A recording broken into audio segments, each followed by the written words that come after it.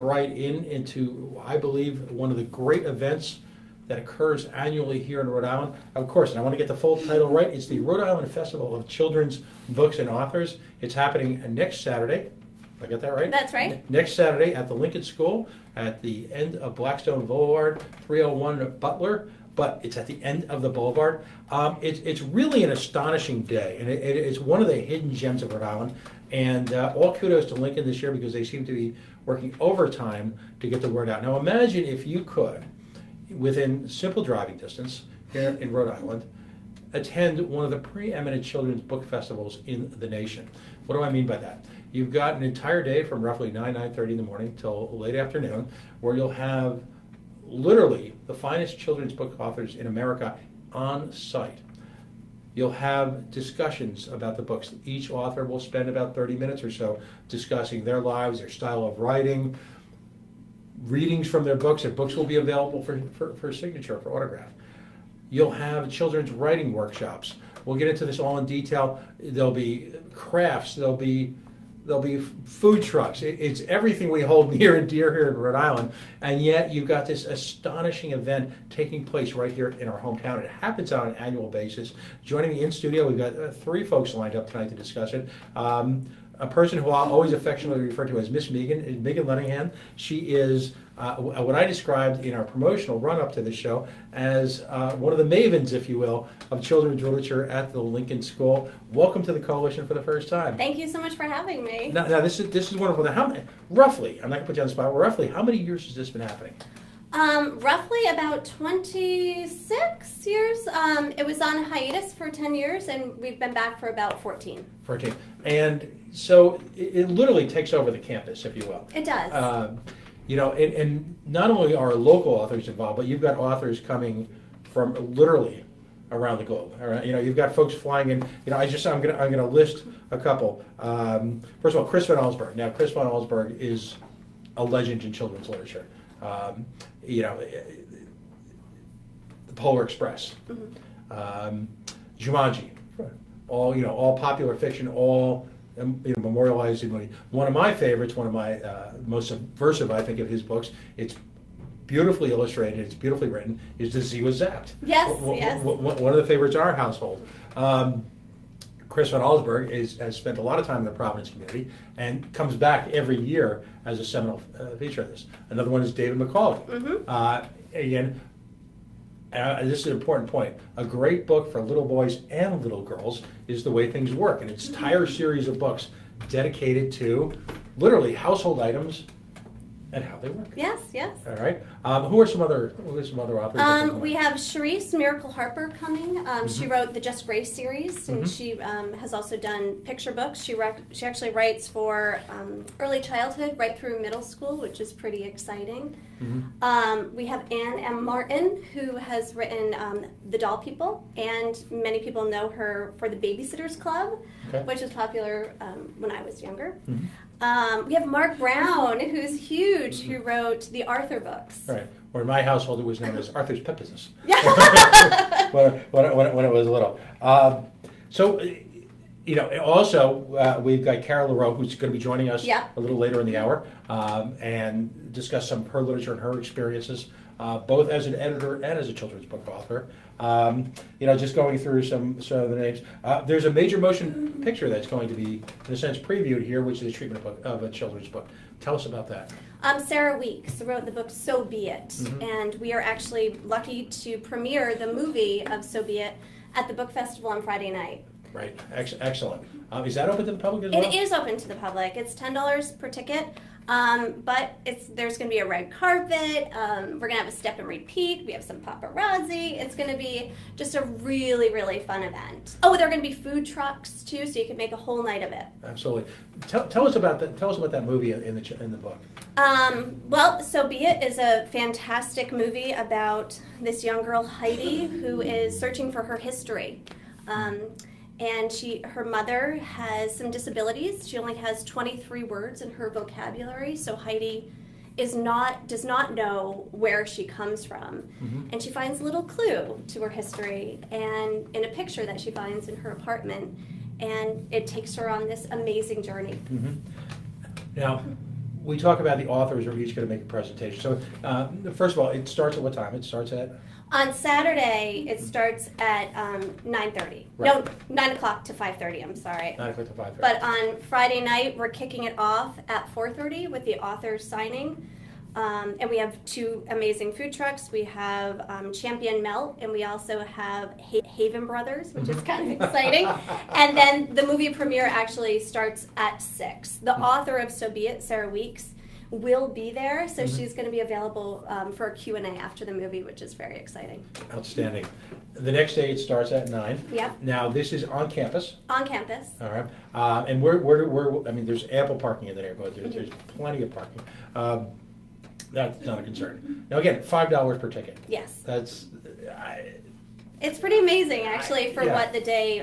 So we have all the authors and illustrators give 30-minute presentations throughout the day. What can we expect as far as what they'll talk about? Will That's they a do tough readings? question. Or? That's a really tough question because each author is different, and we give them the opportunity. We say you have 30 minutes and you can do with it whatever you want. So some of the presentations are interactive.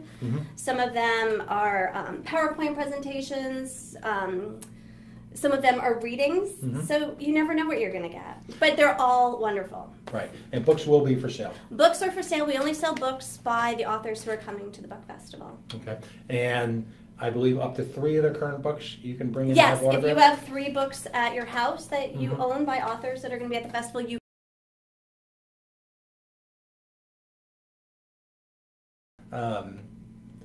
to me, what's astonishing is what's happened in the last 10 or 20 years is that great children's authors have become sort of rock stars in their own right. I mean, little kids who are reading these books, kiddos I call them, they're in love with these books, and they're the level of excitement you see when they get to meet an author, it's really just it's very changing for them. It elevates these authors to a completely different level, doesn't it? Oh, it's so exciting. It really is so exciting. And the authors are so excited to be there as well. So it really is just a fun day. Right. So you're also going to have writing workshops there. We are. Write RI is going to be there. The Goat Hill Writers are giving 2 workshops. I believe it's at 1 and at 3. And they're taking up to 15 people per workshop, and it's for young adults. So that's really exciting. We also, it's very festival-like. We are going to have celebrity readers on the front lawn reading books that we're selling. We have temporary tattoos, base painting. Right. It's just going to be a really fun day. Right. Now that's outstanding. The books will be for sale. So literally, you could spend a good part of the day there. Oh, definitely. Working your way through. This isn't when I was younger, a long time ago, when I was younger, the Scholastic book, and the wonderful people at Scholastic, but the Scholastic book truck would show up and you'd have 15 or 20 minutes. This is really a celebration of reading, isn't it? Yes, this really is. Yeah. And one of the things I want to discuss with kids at Some Life too is this is an opportunity for parents who really want their kids to read, but may need a little bit of direction. And I want to talk about that at some length in a few minutes because, it's so challenging now. I mean, and I'll never denigrate, say, the Disney books or those, but there's this wealth of children's literature that you're going to celebrate at this festival that really transcends popular culture literature. It's a world unto itself, isn't it? Yeah. All right. Now, there's 2 awards that I'll sort of liken to the Emmys and the Academy Awards, if you will. There's the Newbery Award, and then there's the Caldecott. Could you explain those and some of the authors, actually a number of the authors there are recipients of these, right? Well, Chris Van Allsburg has won the Caldecott Award 3 times? 3 times? 2 or 3 times? But he has also received the Caldecott honor. The Caldecott Award is for a picture book, for the best picture book of the year. The Newbery Award is for a chapter book. Okay. And actually there's another award, the Theodore Geisel Award, which Kara has won, who you're going to be hearing from very shortly. And by the way, who is Theodore Geisel? Dr. Seuss. Right. Right. So we're very lucky to have award-winning authors and illustrators at the book festival. Right. And you're going to do crafts too. Now these aren't just the normal, and as I love to tease my daughter, pasta art crafts. So you're getting a little involved in bookmaking, or to talk about some of the crafts that you're doing. Well, I think that first I need to say that this year we are celebrating Waldo. He is turning 30. The Where's Waldo books. Yikes. and the red and white stripes. Right. So Waldo is going to be at the book festival, and so we're doing some crafts around Waldo. Okay. And we're also doing a scavenger hunt with Waldo too, which is going to be a lot of fun. But no, you're right. We also do like a little bookmaking craft. We have some of the art teachers and Javon Kalenda, the studio teacher at Lincoln. And who are by, really taking up. let me just say something about Javon. If you haven't had a chance to meet her at prior book festivals, I would describe her as sort of a force of nature. I would too. When it comes to art. One of the most talented, most unique educators that I've ever had the pleasure of meeting. She works, she's a regular art teacher at the Lincoln School. She works with the tiniest of tots, the wee little ones, the wee little beasties as we call them, and just brings out a level of expression from these children. This is not color within the lines, this is not pasta art, this is working with different media, working with, so a chance, if you don't have the opportunity to have her as a teacher, a chance to even spend a little bit of time with Siobhan is just really amazing.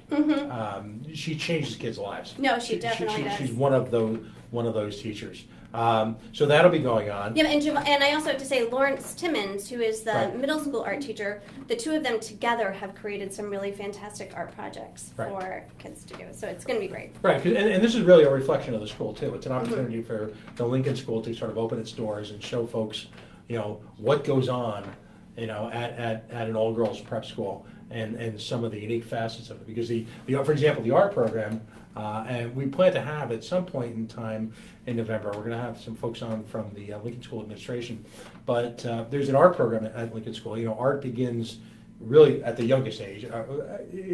It's hard to describe an art education for small children as a formal art education, but it really is. It plants the seeds for one, if in fact a child wants to pursue art. But there's literally an art major at the high school level at Lincoln where you take a full college load, but at the same time you spend 10 to 12 hours per week in studio, working at a high level with a variety of media, engaged in a real study of how to prepare a portfolio. That's run by Anita, who's a graduate of the Rhode Island School of Design.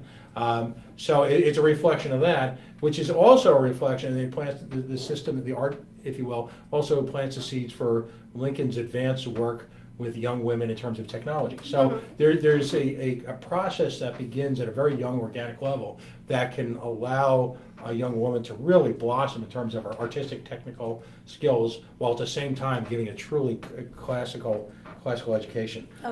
Now there will be on Saturday, there will be food trucks as well after lunch. Who's going to be there? Okay, we have Rocket. The Rocket truck is going to be there. We have Like No Udder, who does the ice cream, which is absolutely fantastic. We have the pizza truck. Gilded Tomato is going to be there as well. Am I missing anyone? I think that's. Yeah, no, I think that's it. So you can come there with your kiddo. You don't have to take them somewhere expensive for lunch. It'll be the trucks will be right there. And there are. I also have to say there are. We have tables, and we put blankets out, so you can sit right in the front lawn and eat your lunch. Eat your lunch, take a break. Take a break. Little kids going to be little kids. Yep. Run around a little bit, hear some stories outside. And after a full and rewarding day at the Lincoln School, the best reward for you as a parent, A, the knowledge that you've given your children an insight into a world that that might be a little different than they've seen before, and B, they'll be completely exhausted. They will be. So you as a parent, well, that's outstanding. Now tickets are available for the Saturday show. They'll be available for the Friday night. Yeah, for the Saturday they're going to be available at the door. For the Friday night show, you can go to lincolnschool.org to get your tickets for the movie. Right. Can I just say one more thing? Okay, great. Gaia Cornwall, who is one of the authors that's coming to the book festival, she wrote this amazing book, Jabari Jumps. She has partnered us with Books Are Wings to. So we are looking for book donations as well. Okay, so people can bring books, clean, fairly intact books. Yep. And Books Are Wings is a phenomenal organization. Now they've been around for a very, very long time. In fact, I think in the earliest days of the festival, you guys were tied in with Books Are Wings. At the time, I think it was sponsored by. Remember Hospital Trust Bank? I do. So Books Are Wings, if you're not familiar with it, it's an outreach program where you donate books, and it's, by the way, if if you have an older child who may have outgrown those mountains of books, everything from the Babysitter's Club to Winn-Dixie to everything in between, it's a great opportunity to donate them, to bring them to the Lincoln School, to some place that they'll go and be well cared for, and most importantly, well read. Yes. So it sounds great. Yeah, it's going to be really fun. So there you go. I'm going to have Kate on now. Okay, great. Well, thank you so much for having me on, Pat. All right. Kate, come on down.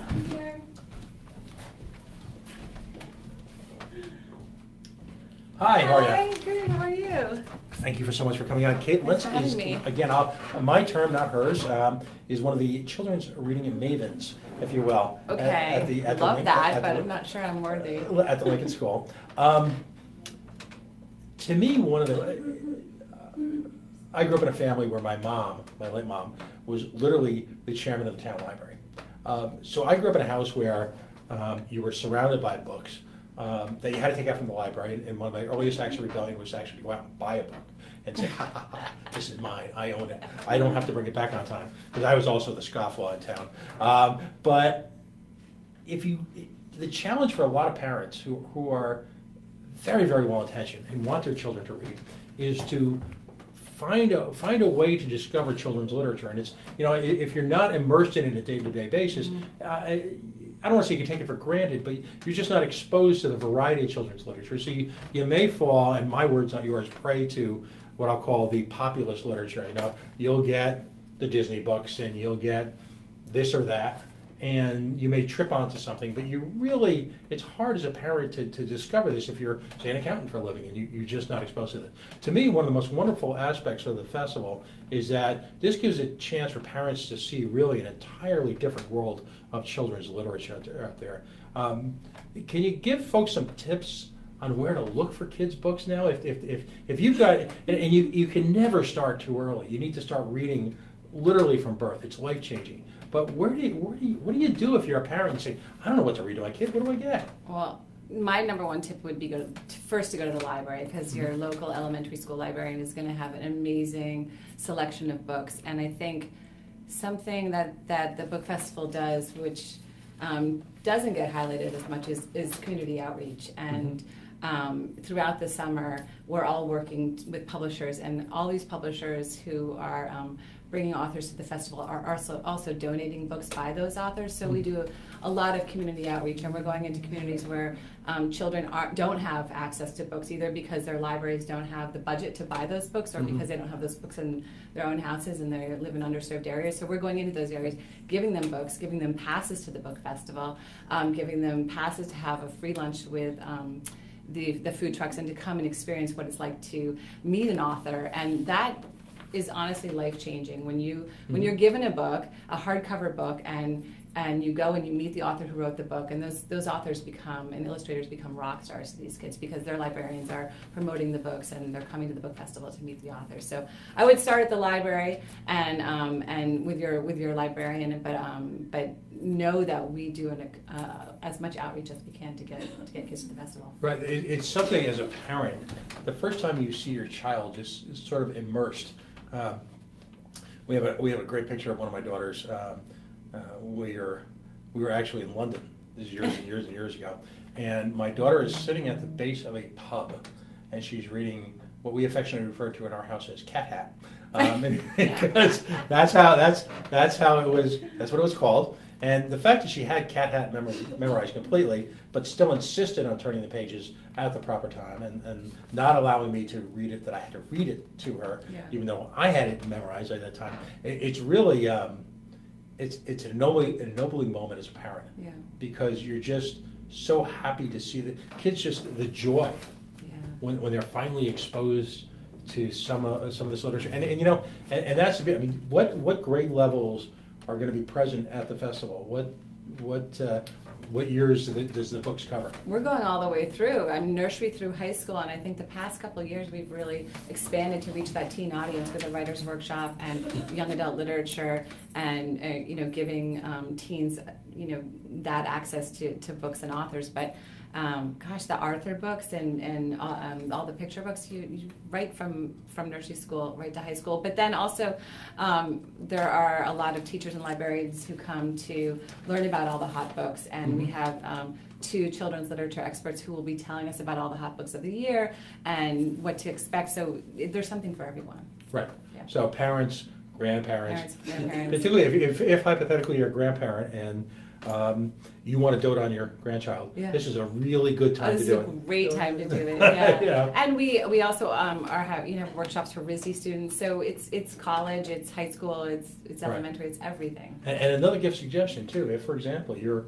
at work and one of your coworkers just had a child or is about to have a child, the opportunity to get the Polar Express or something. I mean, one year we gave a copy of the Polar Express, which had been autographed. I mean, that's an heirloom. That's not just it's a book and that much more. I know. I think we take Chris Van Allsburg for granted because he has been in Rhode Island so long. He lives in Massachusetts now, but he is really responsible for starting this whole book festival.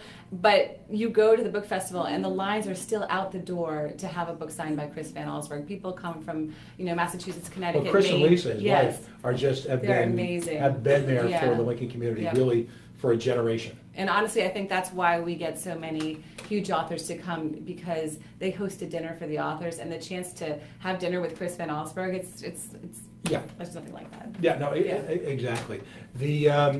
Well, that speaks to a great question. I mean, Rhode Island, and again, if you're not involved in this community, sometimes you may miss this, but Rhode Island is legitimately a true center of children's literature. It is.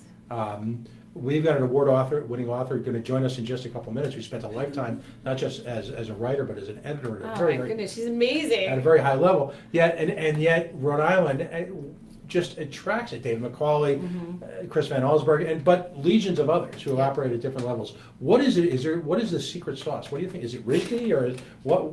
How does this happen? That's such a good question. I don't know, but I'm still finding out, about authors, and I think because I'm the director of the Rhode Island Center for the Book, we had a couple of years ago a challenge to have the first literary landmark in the state for children's literature, and I was like, what are we going to do? Because the author has to not be alive anymore. But Margaret Wise Brown, all her papers are at the Westerly Library, and I didn't even know that. But so I'm always discovering new things about Rhode Island and how rich the children's literature world is here. Again, one of my favorite Van Allsburg books. I mean, there are some classics. The Z was Zapped. Oh yeah. By the way, it's rumored that a Lincoln teacher is actually in there. I'll say in that. The Z was Zapped. Megan, who is that? Doris. Oh no, she's in the Queen of the Falls. Oh, okay. That's what she was at. Okay. Yeah. Queen of the Falls. Okay. Yeah. But it's the strength of the illustration, and a lot of that has to come from RISD. I so often, my words, not my guess, but I often say that if it wasn't for Brown and RISD, we'd be Bridgeport or something. I don't know what. Life would be completely different. The illustration program at the Rhode Island School of Design amazing is the best. Yep. It's just it's or as people at RISD like to say, Harvard is the RISD of art school, but again, you've got these phenomenal illustrators. Yes. Who and that's probably the single biggest difference for someone of my generation, older than you guys, where children's literature was there, but it was really very often watered down versions of adult books. Which was great because there were some great chapter books out there, but you never had this diversity of illustration that you have now. I mean, the illustrator in today's children's book is seen as a partner almost of the author itself. It's really a collaborative effort, isn't it? Or sometimes one and the same, the illustrator. Well, absolutely. Yeah. So do you have which I want to bring our author on in a second, but do you have a highlight? What's your favorite part of the day? I have so many favorite parts of the day. Well, these authors and illustrators are rock stars to me, so just the chance to meet them and interact with them and find out about their craft.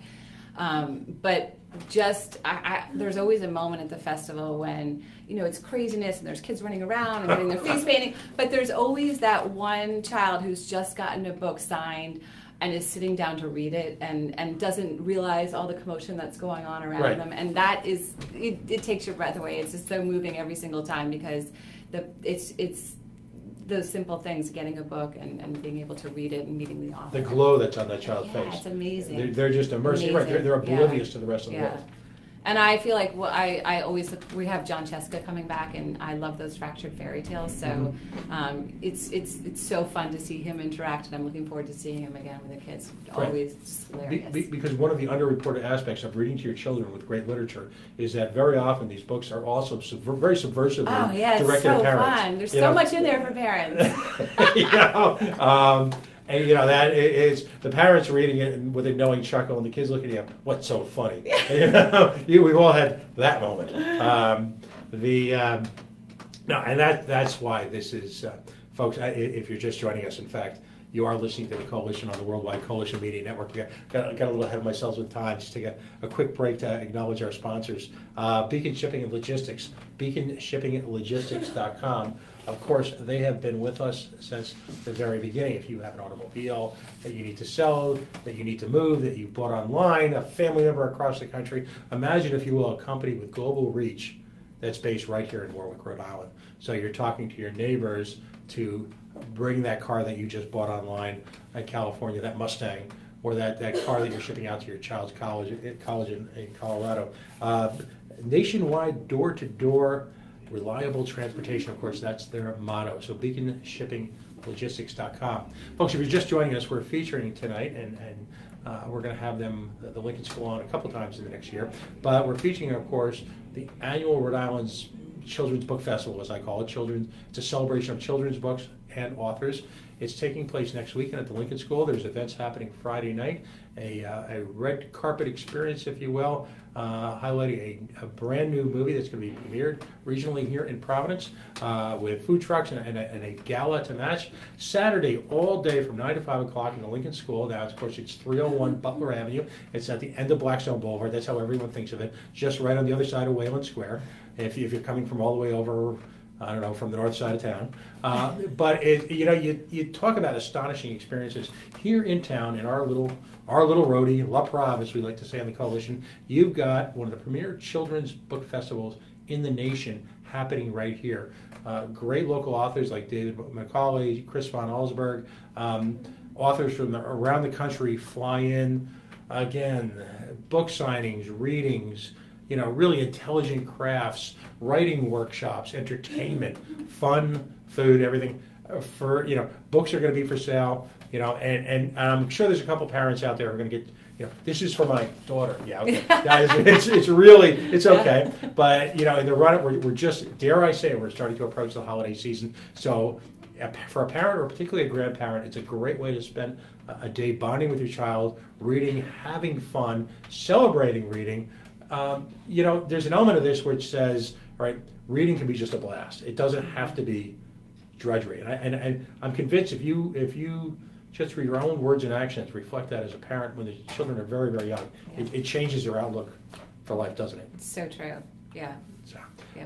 So tickets are for Friday night's event on sale at LincolnSchool.org. Yep. All right, and for Saturday, and tickets are available you have to buy tickets in advance for Friday, I believe, correct? Well, you can buy at the door, but I always suggest advance because they're going quickly, and we are one of 12 cities across the country that will be premiering the movie of the book, So Be It, and Sarah Weeks, the author, will be joining us for a Q&A with an amazing elementary school librarian. Melanie Roy is going to be doing a Q&A with her after, and we're going to have a red carpet. It's going to be a big premiere. It's going to be super fun. And you can buy a copy of the book, or you can bring your book and talk to Sarah and have it signed. Right. So buy your tickets now. Yep. And again, very important, if you've got lightly used books or new books or just leftover books from when your kiddos were maybe a couple years ago and they've grown out of, don't let them just accumulate and gather dust and, God forbid, disintegrate. Books with Wings is a wonderful organization, a wonderful way to take those books and literally give them a second life. Yep. So you can bring those to the book festival. You can bring them to Lincoln School before the festival. We have boxes set up.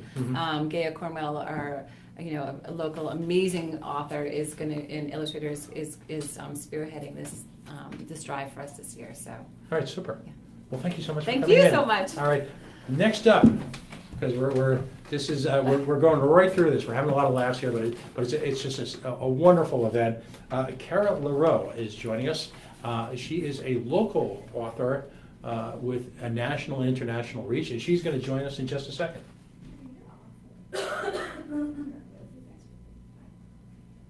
Is Cara out there? Oh, yeah, right now. Why, you need me? Where do you want me? Right Hi. here? Yeah, please have a Hi. seat. So, if you're just joining us, in this hour we're visiting with the folks from the Lincoln School, well, actually the Rhode Island Festival of Children's Books and Authors. It's held annually at the Lincoln School. It's been going on and off now for 25 to 30 years. It is one of the most important children's book festivals in the nation. What's unique about this is not only does it support international talent, but it also brings a lot of international talent who happens to be local here. Welcome to the coalition. Thank you. All right. It's nice to be here. Nice to be here. Thanks Now, for having me. just since I'm sharing a couple of personal anecdotes, Please do. you were involved with a book because you've had literally two different careers. You've been both an editor at a very high level. This is true. All right. Yeah. And also a children's author. You probably didn't know this, but Desborough actually, for a short period of time, actually lived in Cumberland, Rhode Island. There was actually so? a small mouse with big dreams. Yeah.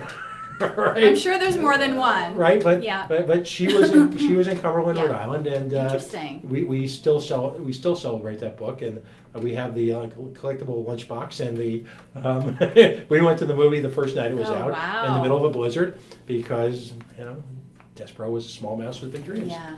Yeah. So you have a fascinating background.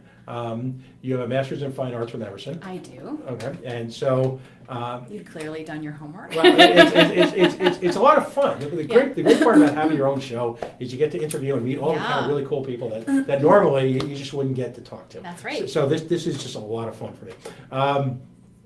So you actually started out on the editing side. I did, yes. So you're with Scholastic, a few other imprints I was as well. with Candlewick Press Mm-hmm. For just under a decade, and then I was at Scholastic Press for about 3 or 4 years. Yes. Right. So you worked on, you talk about seminal children's books. You, according to what I researched, you worked on Winn-Dixie. I did. Yes. Yes. That's I guess I'm the one who discovered Kate, if you Kate can Camello. say that. Yep. Kate DiCamillo, yes. I was, I believe, an editorial assistant at the time. I think I was 26. Wow. Yes. But I was a very hungry 26-year-old editor. And when I was brought into Candlewick, one of my first jobs there was to clean out the office of an editor who had gone on maternity leave and had decided not to come back. And so there were a lot of manuscripts in her office that were waiting for someone to give them attention. Right. They were submissions, I should say. And so I would bring home these boxes of manuscripts and read through them and decide how to respond to them and make notes on them as to how they should be attended to. And one of them was because of Winn-Dixie. And I had read enough manuscripts at that point to know that this one was really special, although it wasn't. It was similar to the book that you read today, but it was a couple of drafts away from the book that you can read today. But I could tell right off the bat that this person really knew how to tell a story. Right. This person was a craftsperson. And so at the time, of course, I had no ability to sign up a book on my own, but I wrote a very impassioned editorial letter to my boss and just said, we have to sign this book up. And I went into her office and I handed it to her and I said, you have to take a look at this. And I really credit her that, first of all, that she saw the same thing that I did in it, which wasn't very hard to see, but that she then allowed me to edit the book. Wow. That's an awesome responsibility. Yes, yes. Although at the time the book came out, fiction really wasn't on the rise. Really, picture books were kind of the hot commodity. Right. This is back in the sort of mid to late 90s. It was sort of right before, or just before, sort of the Harry Potter craze that really kind of brought middle grade novels and novels in general back into vogue. So it wasn't so strange to have someone inexperienced working on fiction, because that wasn't seen to be sort of the hot thing to work on. Right. So it was a way for me to kind of learn the ways of publishing. Mm-hmm. But yes, it was an incredible. Looking back on it now, it's like, how did they let me work on that book? But it was also, I was really hungry, and just put everything I had into that book, just everything I had. Talk to me about Despero, because again, personal. I mean, just how did that book evolve? Well, that's a funny story, and Kate has told this story too. That she sent me the first 30 pages of that book. And she was didn't seem very confident about it, and just said, like, I don't really know what this is, and it was obviously it's very different from Because of Winn-Dixie, which is, takes place in the South, and it's fairly realistic, and this book is like, it's a fairy tale. It's a dark but very challenging but fascinating fairy tale. That's right. And it celebrates in its own way a celebration of people's individuality. That's right. But it was very different from what she had written before, which were these very Southern novels about real kids with real problems. And I think that there are some publishers who would prefer that an author would kind of, if they're done really well writing a certain thing, they want more of that same thing. Right. And so I think that's where some of her insecurity came from. Like, I don't know if this is too different for you. Right. And for me, whether I'm an editor or an author, it all comes down to, is it a good story? And it clearly was. And so my response to her was maybe 2 words, and it was just keep writing. And that's how it started. She just kept writing that story and delivered it to me, and off we went again with going back and forth and editing that book. Right, and to me, it's what's fascinating as someone who's not a writer, but I think I can appreciate great writing, is that both books were amazingly written, amazing reads, and both translated into really interesting movies too. Yes, absolutely. Yeah. Well, they're very cinematic. They're both very cinematic. She's a very cinematic writer, so they lend themselves to the big screen. Okay. So what was that creative spark? What was that moment when you said, okay, I've spent a number of years working with writers. What was the moment when you decided you had to make the leap yourself? Well, it's funny because I had always been a writer. When I went to grad school, I went to school for writing, and so I'd always considered myself a writer. But when I needed to make some money, which is why I decided to go into publishing, and then you fall in love with working with other people and helping them to make their stories better. And you just throw all your creative energy into that. And that's what I did for a really long time. While I was editing, I did get inspired. You just get inspired by working around so many creative people. And that led me to say, I get some ideas. The ideas just came to me. And I said, maybe I'll try during my downtime to write a couple things, and I didn't have a lot of downtime. So the first things I wrote were picture books. Those are the first things I had published. Right. I didn't have the time to sit down and really think about the full story, the investment that a novel or even a chapter book requires. And then I left and I went to Scholastic for a while, and then I ended up getting laid off at the beginning of sort of the Great Recession. I think they called it Black Wednesday or Black Tuesday, when a lot of people in publishing they downsized everyone. I opened my own freelance consulting business for a while. I did that. I still worked with authors on their books, but I just felt like I wasn't giving my own stories a chance. Right. And I just thought, gosh, if I just had some time to myself to make that happen, I could write something longer. I could really invest in my own career.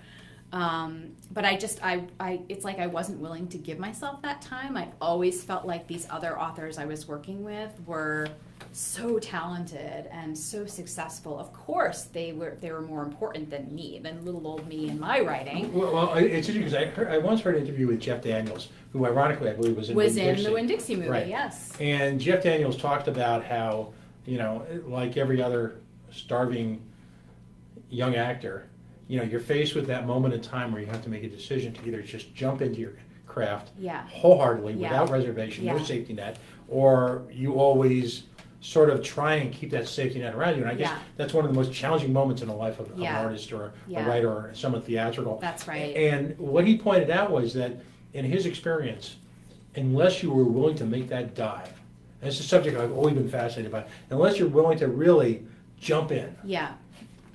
no life vest, no safety net, no. That's right. Yeah. You inevitably, so few people can succeed if they hold that back. That's right. Well, it's funny that you say that because for me, I didn't do that on my own. It happened for me because right around the time, so probably 1 year into having my own business, I got diagnosed with cancer.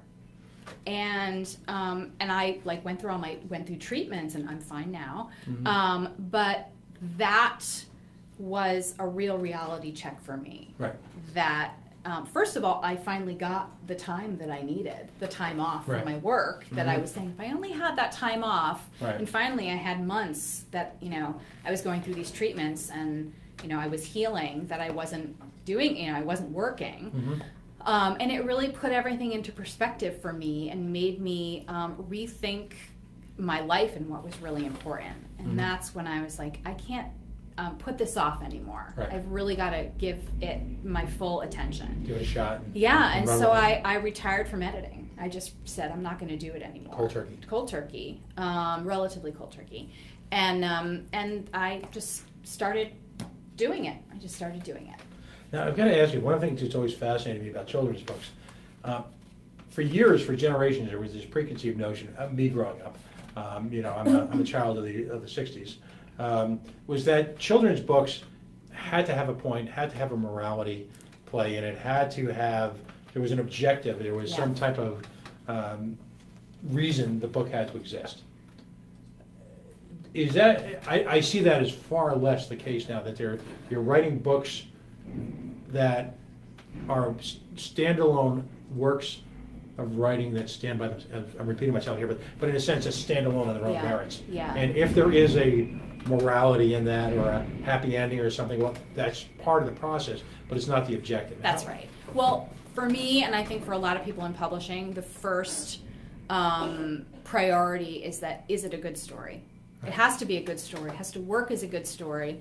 If you learn something, if there's an underpinning of meaning, of learning to it, then that's wonderful. But first and foremost, it has to just be a good, entertaining story. Right. There's a moment in the movie Big, which I always think of as one of the least talked about moments, where Tom Hanks is still very much the child, and they give him this toy to play with. That's right. All right, and I forget what it was, but it was. I remember that. Yeah. He goes, I don't get it. Yeah. And they mean, what do you mean? Because the toy had marketed so well. That's right. I mean, I've got to believe at some point 2 years ago there was more than one imprint talking about, all right, how do we get two sisters who are different, who we can get a song that'll get on the radio, and how can we make that into a movie and a book, and how many times is the potential marketing opportunities or the merch driving the design of the book? Sure.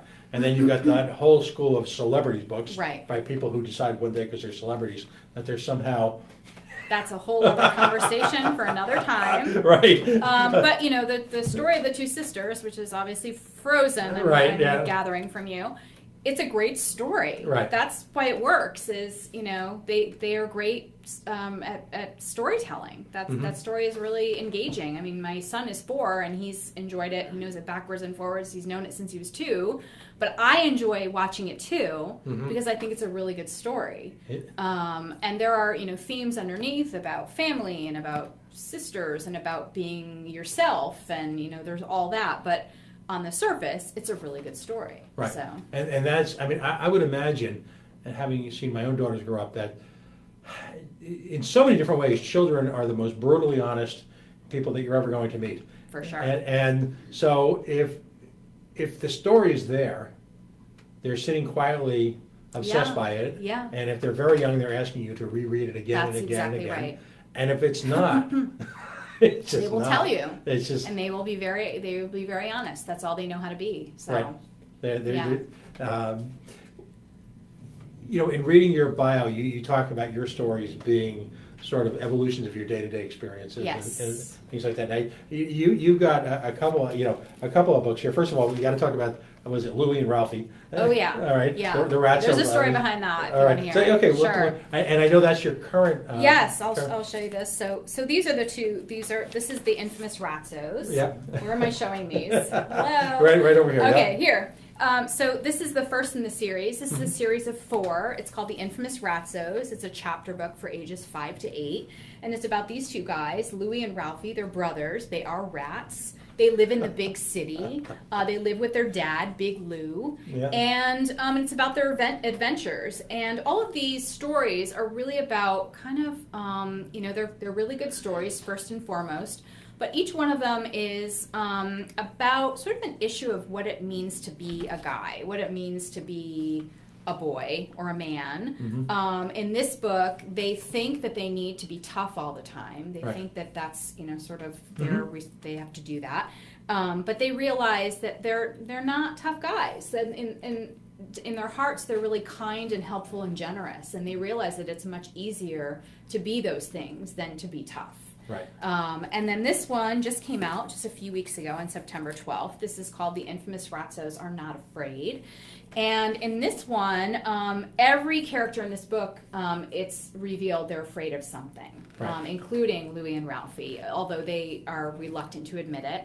And so this book is about the fact that we are all, part of being human is being afraid, and that's okay. But it's all about how they come to terms with their fears and how they learn to deal with them and not let their fears get the best of them. Right.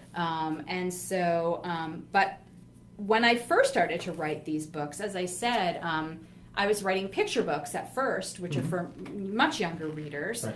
And my agent had said to me, oh, you should really try writing something for older readers. And I was just reluctant because I had never tried it before. And I just thought, well, I need to come up with a really good idea. If I'm going to do this, it's got to be a story I'm really into. And so maybe I'll just wait until the story comes to me. And right around the same time, my grandfather passed away. And I was very, very close with him. It's very sad. And he had grown up during the Great Depression. He had a brother. His name was Ralph. His brother was named Lou. And the Great Depression was hard on everyone. They had a single parent, their mom. Their dad had passed away when they were young. And so they were on their own a lot. And they had earned a reputation in their neighborhood for being troublemakers. So this is a story I heard all the time when I was growing up. And when I heard that story, I would say, well, what kind of trouble did they get into? I wanted to know. No one would tell me. I don't know if it was like, did they get into so much trouble? I doubt it, because I know my grandfather, he was very good at heart. But I was left to imagine what kind of trouble they got into. And so I was thinking about that when he passed away, thinking about good memories of him. I was thinking about that. And so I really started to kind of imagine, I wonder what kind of shenanigans those two got up to. Right. And that just kind of coincided with me needing to come up with an idea for this chapter book. And that's how The Infamous Ratzos was born. And their names are Louie and Ralphie.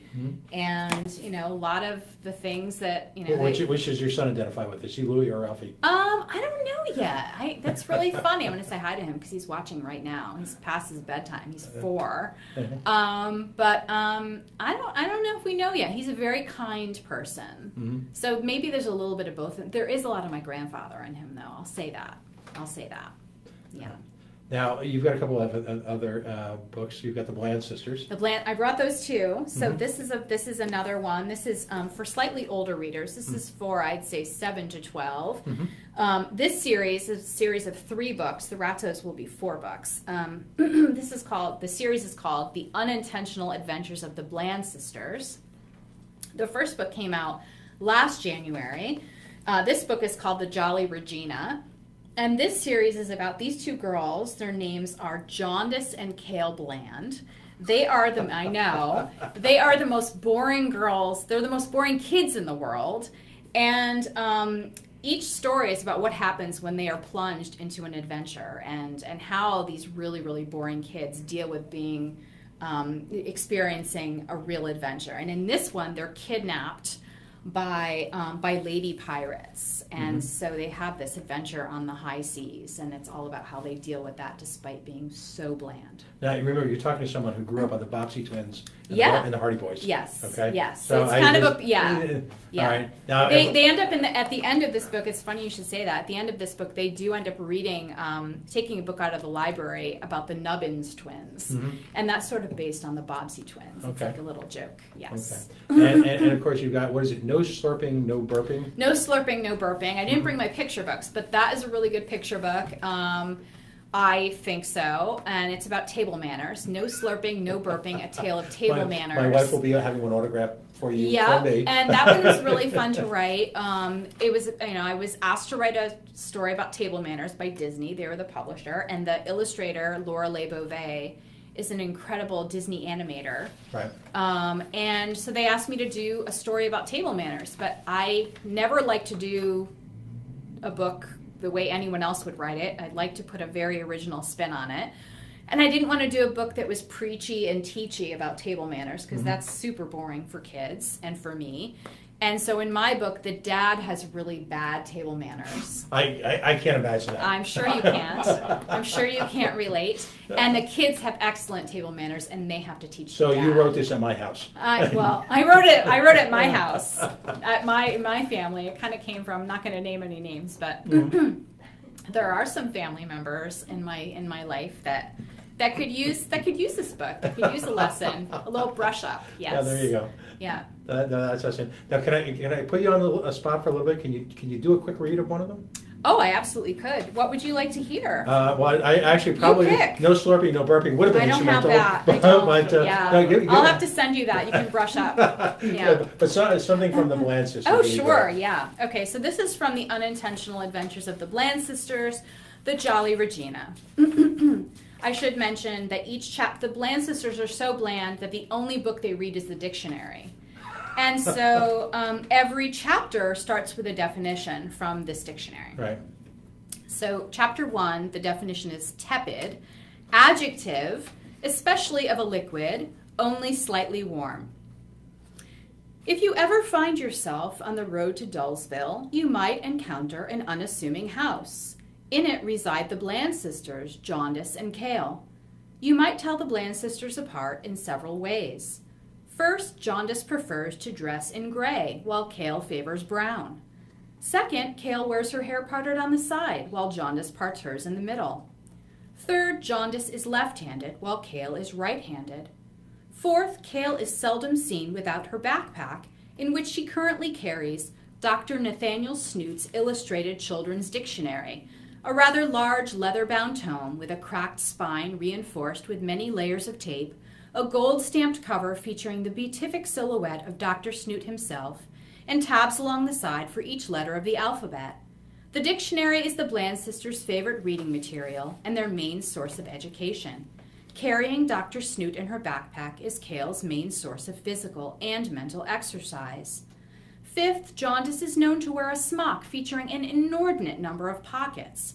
Being the more skilled seamstress of the two sisters, a skill learned from one of Dr. Snoot's educational sidebars called Know Your Stitches, Jaundice sewed this garment herself out of an old curtain and the upholstery of a long-since discarded couch. Usually the pockets contain such treasures as a sock darning needle and thread, several milk bottle caps, a long shoelace with various knots tied in it, and half of yesterday's sandwich wrapped in a napkin. Jaundice tends to forget to empty her pockets before her smock goes into the wash, much to the chagrin of Kale, who does the laundry. Other than these few distinctions, the Bland sisters are just about the same. Is that good? I could go on, but I'll stop there. Outstanding. Now, so you'll be at the festival again? I will be there, yes. All right, folks, again, if you're just joining us, this will be available on our YouTube channel. A delightful hour spent with some delightful people. This is, of course, I call it the Rhode Island Children's Book Festival, but there's a formal title to it. Rhode Island Festival of Children's Books and Authors, yes. All the information can be found at lincolnschool.org.